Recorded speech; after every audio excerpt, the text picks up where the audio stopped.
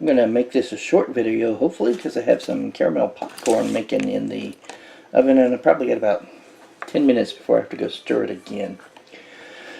Some of you may or may not have noticed that a while back I created a playlist entitled Why That Guy. I had some plans for it, but I wasn't quite sure what I was going to do with it. This is kind of what I thought about doing with it, but I was off and on in my mind about exactly where to take it. But I kind of decided to just kind of go with it and see where it takes me. So what I wanted to do with this playlist, this series, is to explore different models, different units, different buildings and upgrades and, you know, different things in the game. And give reasons for, like, why would you take that or why wouldn't you take that? My opinion. Not that I'm the greatest tactical genius in the world, but reasons why I believe they work with my playstyle or they don't. And so you can kind of take or not take those as you would and decide if these units work for you and your playstyle. Alright, I'm going to do this quickly, then I need to move on. Now the Watchmaster, as you see here, is my one that I made. Not the official one, but he does have his Guardian Spear and servo skull looking and all that. Looks pretty awesome. I like him. 175 points for a Watchmaster. He has the same stat line as a Watch Captain, save 1 extra wound and 1 extra attack. So he's weapon skill, ballistic skill, 6-5 respectively. Strength, toughness, and wounds are 4. Initiative 5, 4 attacks, leadership 10, 2+ save.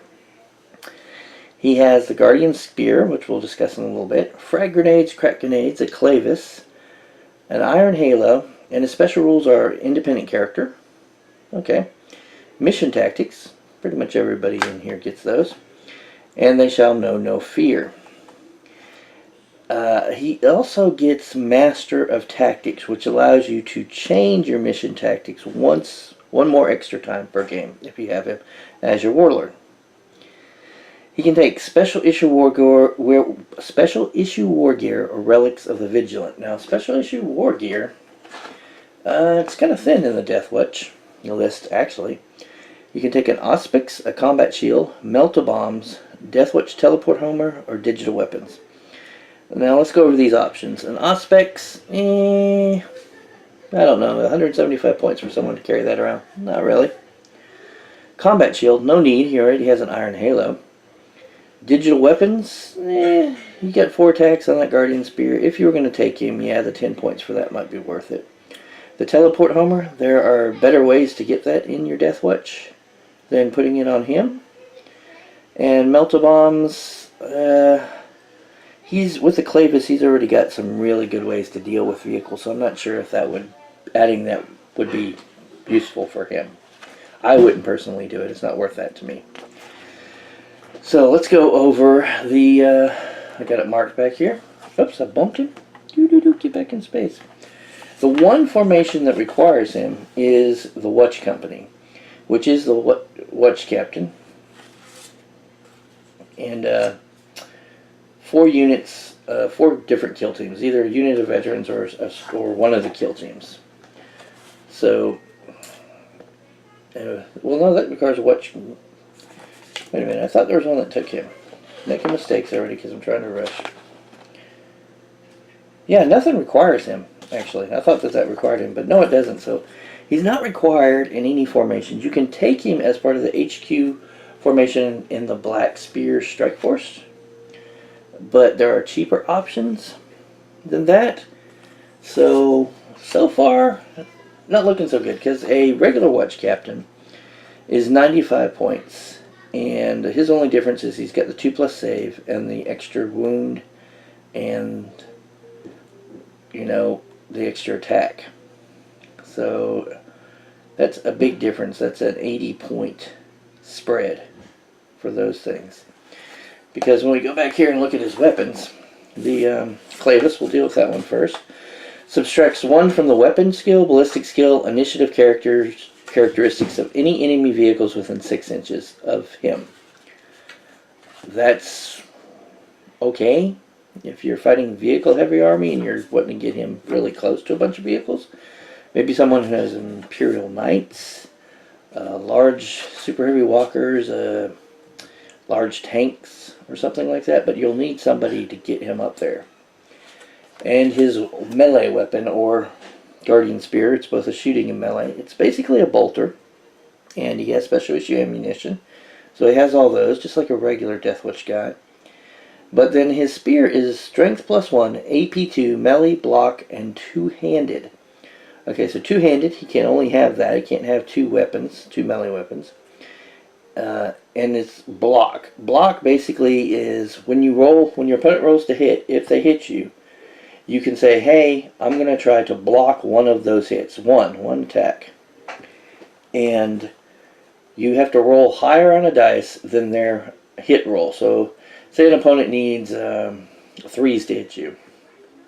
And he rolls, boom, he gets a 3 on one of his, he hits you twice. He gets a 3 and a 4. So say, hey, I want to try to block that 3. You roll a dice, you roll a 4, 5, or 6. Blocked it. Is that worth it? Considering you can get some other AP2 weapons for a Watch Captain, I don't think so. Really, if you're doing the Custodes, I'd say bring Custodes if you want those weapons and want to do that, because that's a nice unit. Maybe you could put him with some Custodes if you wanted to do that. But other than that, I think he's a little expensive for that to be a bonus. Now, the only other thing is that he is the only person anywhere that can take the Osseous key, because it is a Clavis. He's the only model that can take a Clavis currently. And what the Osseous key does, it's basically a Clavis. So it does all the regular stuff that a Clavis does. Plus, if he attacks a vehicle or a building in the assault phase, after all the attacks are done, basically at initiative step 1, after initiative step 1, say initiative step 0, I guess, roll a d6. On a 1, nothing happens. On a 2 to 3, the target suffers a glancing hit. On a 4 to 6, it suffers a penetrating hit. So with that, you can basically make him, and the cost of that is, let's see, if you were to equip him with that, Osseous key is 15 points, so that would put him at 190 points. Basically 190 points to make him into a vehicle or building smasher, and that's really what they've kind of made him into. He's kind of your guy that you stick maybe with some Terminators or somebody else who's got invul saves to kind of protect him. Better invul saves than his 4-up, because he can't have Storm Shield or anything. And use him to kind of knock down like an Imperial Knight or Orc Gargantuan, or a Imperial Guard, super heavy tank, a Space Marine tank unit or something like that. That's really how they've got him really set up. So for me personally, I'm going to say I'm probably not going to take him very often. I may in certain situations, but I would rather have something more versatile, like the Watch Captain that I put together that has the 2 pistols and the jump pack. Things like that. A little more versatile, a little bit different points. And there are some specialized lists that I've kind of thought up in my head for Deathwatch that actually either Librarian or Chaplain would be a better choice.